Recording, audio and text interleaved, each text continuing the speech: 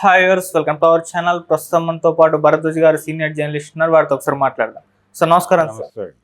Sir Mokshagna గారి entry Prashanth Varma గారి direction లో రాబోతుంది సార్. అది కూడా పీవీసీయూలో భాగంగానే చెప్పుకోవచ్చు. ఆయన కూడా అనౌన్స్ చేశారు. అంటే ఒక సూపర్ హీరోగా పరిచయం అయితే అవుతున్నారు సార్. అయితే ఇప్పుడు దీని పట్ల జూనియర్ ఎన్టీఆర్ గారు అండ్ కళ్యాణ్ రామ్ గారు ఇద్దరు కూడా విషెస్ చెప్తూ ఒక ట్వీట్ చేశారు. తాతగారిలా ఎదగాలి, తాతగారిలా పేరు తెచ్చుకోవాలి, నీకు ఆయన ఆశీర్వాదాలు ఎప్పుడు ఉంటాయని కూడా ఇద్దరు కూడా విష్ చేశారు. మరి మోక్షజ్ఞ గారి ఎంట్రీ ఒక సూపర్ హీరో సినిమా తరహాలో ఉండబోతుంది. మీరు ఏం చెప్తారు సార్ ఈ సినిమా గురించి? మరి అంటే సినిమా రిలీజ్ అయిన తర్వాత మాత్రమే అతని పరిస్థితి ఏంటి అనేది చెప్పగలుగుతాం. ఓకే. అయితే ఆయన స్టిల్ ఒకటి రిలీజ్ చేశారు ఈరోజు ఫోటో. ఆ ఫోటోలో చాలా స్మార్ట్గా ఈ జనరేషన్కి ఎలా కనెక్ట్ అవ్వాలో అలా డిజైన్ చేసినట్టుగా అనిపించాడు. ఓకే. అంటే జనరల్గా ఎవరైనా సరే ఆ మేకప్ ఆ డిజైనింగ్లోకి వస్తారు. అతన్ని వాంటెడ్గానే మొన్న నందమూరి బాలకృష్ణ గారి సినీ స్వర్ణోత్సవ కార్యక్రమానికి అవాయిడ్ చేశారు. ఎందుకంటే ఈ లుక్ రివీల్ అయిపోతుంది అని. ఓకే. అందుకని హోల్డ్ చేశారు అతన్ని. ఆ వేదిక మీద కనిపించనివ్వలేదు వాంటెడ్గానే. ఫైనల్గా ఇప్పుడు అతను గెటప్ రివీల్ చేశారు. ఇలా ఉంటాడు, ఇలా ఉన్నాడు, ఇలా ఉంటాడు అని. అంటే మోక్షజ్ఞ పాత ఫోటోలు ఆల్రెడీ అందరికీ తెలుసు అతను అలా ఉంటాడు అని. సో ఇప్పుడు కొత్తగా కనిపిస్తున్నాడు. ఈ న్యూ లుక్ కోసం హోల్డ్ చేశారు. ఈ న్యూ లుక్ అట్రాక్టివ్గా ఉంది, ఎనర్జెటిక్గా కూడా ఉన్నాడు. స్క్రీన్ మీద ప్రజెన్స్ ఎలా ఉంటుంది, నటనకి సంబంధించి తన ప్రత్యేకతలు ఏమిటి అనేది సినిమా రిలీజ్ అయిన తర్వాత మాత్రమే మనం చెప్పగలం. లేదు కనీసం టీజరో ఫస్ట్ అంటే గ్లిమ్సెస్ ఏదొచ్చినా కానీ కొంతవరకు అంచనా కట్టడానికి ఉంటుంది. ఇంతకుముందు ఎప్పుడూ తను వేదికల మీద మాట్లాడిన సందర్భం కూడా లేదు. బాడీ లాంగ్వేజ్, డైలాగ్ ఎలా ఉంటుంది, టోన్ ఎలా ఉంటుంది అనేది కూడా ఎవరికి పెద్దగా రివీల్ కాలేదు. అలా మోక్షజ్ఞ లుక్ అయితే బాగుంది. లుక్ బాగుంది. తను చేస్తున్నటువంటి డైరెక్టర్ ప్రశాంత్ వర్మ. తనకి హనుమాన్ సినిమాతో ఒక ఇమేజ్ వచ్చింది. అవును. ఇప్పుడు ఈ సినిమా కూడా సోషియో ఫ్యాంటసీ జానర్లోనే ఉంటుందని చెప్తున్నాడు ఆయన. సోషియో ఫ్యాంటసీ జానర్లో భారతాన్ని టచ్ చేస్తున్నాడు అనేది ఆల్రెడీ ఒక చర్చ జరుగుతోంది బయట. ఆయన మహాభారతాన్ని టచ్ చేయబోతున్నాడు అనేది వినిపిస్తున్న మాట. మహాభారతాన్ని టచ్ చేస్తూ ఇతన్ని వీరాభిమన్యుడిగా చూపించే ప్రయత్నం చేస్తున్నాడు అని. ఇతను అభిమన్యుడైతే బాలకృష్ణ గారు ఏంటి అనేది. బాలకృష్ణ గారు అర్జునుడు అని ఒక టాక్ వినిపించింది. ఆయన కృష్ణుడు అని లేటెస్ట్ టాకు. అంటే కృష్ణుడిగా వేస్తే కంపారిజన్ కుదురుతుంది. ఎందుకంటే పాత వీరాభిమన్యులో శోభన్ బాబు అభిమన్యుడిగాను, రామారావు గారు కృష్ణుడిగాను కనిపించారు. ఆ తర్వాత దానవేర సూరకర్ణలో బాలకృష్ణ అభిమన్యుడిగా కనిపిస్తాడు. అక్కడ రామారావు గారు కృష్ణుడిగాను, కర్ణుడిగాను, దుర్యోధనుడిగాను కూడా కనిపిస్తాడు. ఇలా కృష్ణుడిగా రామారావు గారు ఆ రెండు సినిమాల్లోనూ కనిపించాడు. అందుకని ఆ కంపారిజన్లో తీసుకెళ్తే బాలకృష్ణ గారితో కృష్ణుడు వేయించి, అభిమన్యుడు ఈయనతో చేయించి దాన్ని మ్యాచ్ చేస్తూ ఒక ఫ్యాంటసీ స్టోరీ డిజైన్ చేశాడు ప్రశాంత్ వర్మ అనేది ఒక అభిప్రాయం. దీనికి సంబంధించి అధికారిక సమాచారం ఏం కాదు. ఇది ఒక స్పెక్యులేటివ్ స్టోరీ. అందుచేత ఒక పౌరాణిక సినిమా అంటే ఒక పౌరాణిక ఏరియాలో ఆ ప్రాంతంలోకి తీసుకెళ్ళి ఒక క్యారెక్టర్ డిజైన్ చేయటం అనేది నందమూరి అభిమానులకి ఒక రకంగా ఉత్తేజం కలిగించే వార్త.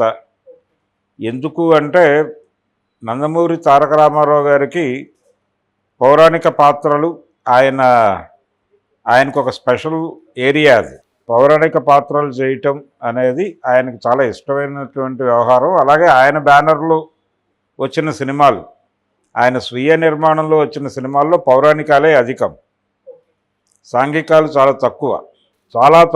ఆయన పౌరాణిక సినిమాలు తన బ్యానర్లో చేసుకునేవాడు, అంత ఇంట్రెస్ట్. అందుకని పౌరాణిక సినిమాగా పౌరాణిక పాత్రలో నందమూరి హీరో కనిపించడం అనేది ఎప్పుడూ కూడా ఒక అడ్వాంటేజ్గానే చూస్తారు. వాళ్ళకు ఉన్నటువంటి అవకాశం కూడా అది. వాళ్ళకి అంటే ఆ ఫ్యామిలీకి ఆయన కల్పించినటువంటి ఒక ఇమేజ్. అందువల్లనే ఆదిత్య 369 అనే సినిమా కథ టైం మిషన్ అనుకోగానే సంగీతం శ్రీనివాసరావు గారికి బాలకృష్ణ అయితే కన్వీనియంట్ అనిపించింది.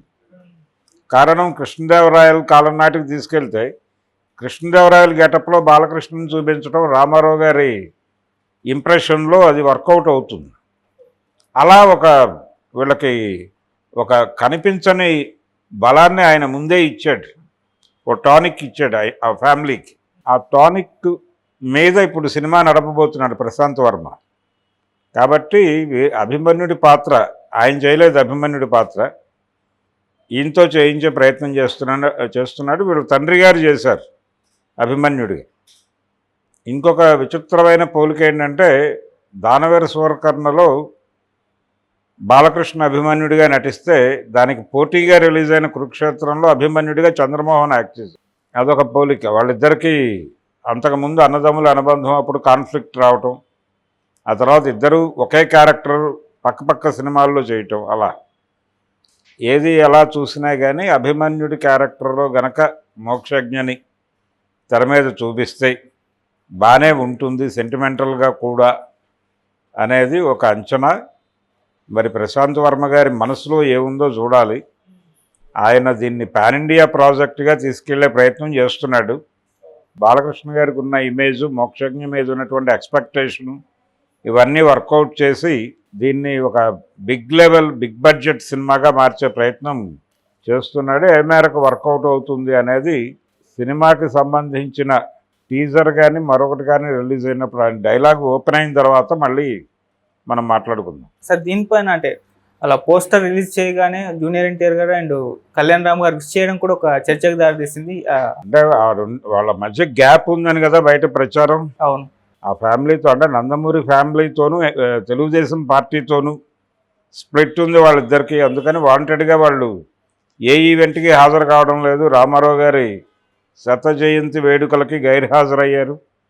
అలాగే మొన్న జరిగినటువంటి బాలకృష్ణ గారి సినీ జీవిత స్వర్ణోత్సవ కార్యక్రమానికి వాళ్ళు అవాయిడ్ చేశారు దాన్ని. ఆయన వెళ్ళి కర్ణాటకకి వెళ్ళి ఆలయ సందర్శనంలో నిమగ్నం అయిపోయాడు విత్ ఫ్యామిలీ. కళ్యాణ్ రామ్ ఎందుకు రాలేదో క్లారిటీ లేదు. ఇలాంటి కండిషన్లో వాళ్ళిద్దరూ దీనికి సంబంధించి మోక్షజ్ఞ ఎంట్రీకి సంబంధించి ట్వీట్ చేయటం, ఆ ట్వీట్లో ఒక్కసారి తాతగారి ఆశీర్వాదం నీకు ఉంటుంది, ఆ రేంజ్ హీరో అవుతావు నువ్వు అని ఆశిస్తున్నావు అని చెప్పడం, ఇది ఒక పాజిటివ్ టోన్లో ఉంది. అంటే ఈ మధ్యకాలంలో స్ట్రెయిన్ అయినటువంటి రిలేషన్స్కి కొంచెం ఒక బ్రిడ్జ్ ఏర్పాటు చేసేదిగా ఈ ట్వీట్ ఉంది. వాళ్ళు చేసిన ఇద్దరు ట్వీట్ చేశారు. ఆ ఇద్దరు ట్వీట్లు అలాగే కనిపించింది. అలాగే దీనికి కొంచెం అవతల 2-3 రోజుల క్రితం లోకేష్ థ్యాంక్ యూ బావా అని ఒక ట్వీట్ చేశాడు. ఇది ఆంధ్రప్రదేశ్లో జరిగినటువంటి వరద బీభత్సానికి స్పందించి అక్కడ జనాలకు వాటిల్లినటువంటి నష్టాన్ని గుర్తించి 50 లక్షలు ఆయన విరాళంగా ప్రకటించాడు. ఆ 50 లక్షల విరాళం ప్రకటించటం నిజానికి అలా ప్రకటించిన మొదటి హీరో తారక్. అందుకని థ్యాంక్స్ చెప్తూ ఆయన ఒక ట్వీట్ చేశాడు. ఆ ట్వీటు వీళ్ళు ఇప్పుడు మోక్షజ్ఞ ఎంట్రీని ఆహ్వానిస్తూ చేసినటువంటి ట్వీట్లు ఇవన్నీ కలిపి చూస్తే ఇంటర్నల్గా వాళ్ళ మధ్య రిలేషన్స్ బాగానే ఉన్నాయి. కాకపోతే కొన్ని ప్రత్యేక కారణాల వలన కలిసి కనిపించడం లేదు అనేటువంటి అవగాహన ఇప్పుడు జనాలకు వస్తుంది. అంటే ఏదైనా ఇష్యూ ఉంటే వీళ్ళు కలుస్తారు, లేకపోతే ఎవరి గోల్లో వాళ్ళు ఉంటారు. అంతకు మించి పెద్ద ఘర్షణాత్మక వాతావరణం అయితే లేదు వీళ్ళ ఫ్యామిలీస్ మధ్య. హరికృష్ణ గారి ఫ్యామిలీకి ఇతర కుటుంబాలకి మధ్యలో ఏదో ఘర్షణ ఉంది అనే వాతావరణం కరెక్ట్ కాదు, ఆ మాట కరెక్ట్ కాదు అనేది ఇప్పుడు జనాలకు ఒక రకంగా వాళ్ళు ఇండికేట్ చేశారు దీన్ని పొడిగించద్దు అని. అందుకని దాదాపుగా ఫ్యామిలీస్ ఒకటే అని అనుకోవాలి. ఇలాంటి సందర్భమే అంటే ఆంధ్రప్రదేశ్లో వచ్చినటువంటి వరద పరిస్థితుల వలన ఇక్కడ ఈ కుటుంబంలో సఖ్యత ఉంది అనేది ఎలాగైతే బయటకు వచ్చిందో అదే పద్ధతిలో పవన్ కళ్యాణ్ వర్సెస్ అల్లు అర్జున్ ఒకటి జరుగుతోంది అక్కడ కూడా.